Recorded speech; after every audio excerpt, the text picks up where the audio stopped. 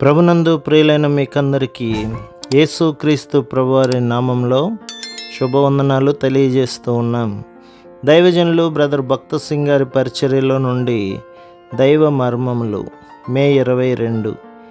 దేవుడు తన్ను ప్రేమించు వారి కొరకు ఏవి సిద్ధపరచనో అవి కంటికి కనబడలేదు, చెవికి వినబడలేదు, మనుష్య హృదయమునకు గోచరము కాలేదు.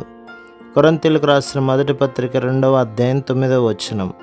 మనం 2 రకములైన నష్టములను అనుభవించదము. 1 వ్యక్తిగతమైనది, 2 సమాజమునకు సంబంధించినది.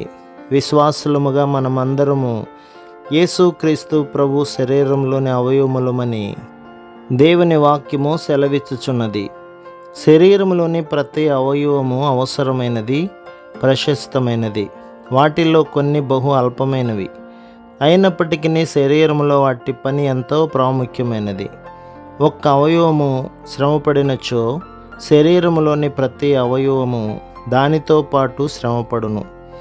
విశ్వాసులముగా మనము నష్టముతో కూడిన జీవితము, నిష్ఫల జీవితము జీవించినప్పుడు యేసుక్రీస్తు ప్రభు యొక్క సంగమనడి శరీరము కూడా దానిని అనుభవించును. మన నష్టము సర్వ సంఘము యొక్క నష్టమే. అదే విధముగా మనము కోల్పోయిన దానిని తిరిగి సంపాదించుకొనినప్పుడే సంఘమంతయు మనతో పాటు ఆనందించి మన ఆశీర్వాదంలో పాలు పొందును. మరియు ప్రభువైన యేసుక్రీస్తునందు మనకొక గొప్ప ఆత్మీయమైన స్వాస్థ్యము కలదని మనం ఎరుగుదము.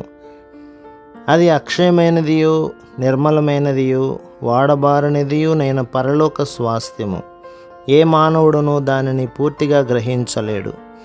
అది ఎంత గొప్పదనగా దాని విషయము దేవుని వాక్యం ఇట్లనుచున్నది.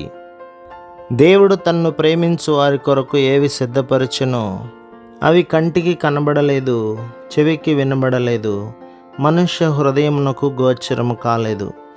కొరింథీయులకు రాసిన మొదటి పత్రిక 2వ అధ్యాయం 9వ వచనం.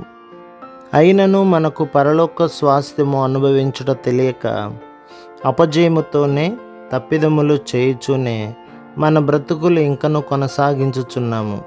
దీనివలన దేవుని సంకల్పమునకు ఆటంకము కలిగినను ఆయన ప్రేమ ఎన్నటికీ మారదు.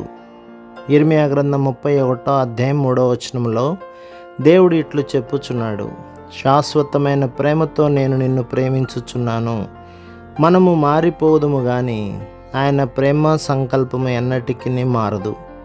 దేవుడు అబ్రహామునకు ప్రత్యక్షమై ఎంతో స్పష్టముగా అతనితో, నీ దేశమును, ఆస్తిని, నీ బంధువులను వదిలి నేను నీకు చూపించు దేశమునకు వెళ్ళుము అని చెప్పినప్పుడు అబ్రహాము విధేయుడయ్యను. అయితే తాను చేసిన ఒక చిన్న తప్పిదము వలన తన జీవితంలోనికి ఎంతో గొప్ప నష్టము తెచ్చుకొనెను. తన తమ్ముని కుమారుడైన లోతును వెంటబెట్టుకొని అతనితోనున్న పాలి భాగత్వమును బట్టి ఈ నష్టము సంభవించెను. లోతును బట్టి దేవుడు అబ్రహాముతో మాట్లాడలేకపోయెను. అబ్రహామును దేవుడు అంతవరకు ఎడతెగక నడిపించినను ఇక్కడ ఆగిపోవలసి వచ్చెను. లోతును బట్టి అబ్రహాము దేవుని సన్నిధి యొక్క స్పర్శను కోల్పోయెను. దానిని తిరిగి సంపాదించుకొనవలెనన్నచో అది కేవలం లోతు నుండి వేరొకటి ద్వారానే సంభవించునని దేవుడు తెలియబరచెను. ప్రభు మిమ్మును, మీ కుటుంబమును, మీ సంఘమును దీవించి ఆశీర్వదించునుగాక. ఆమేన్.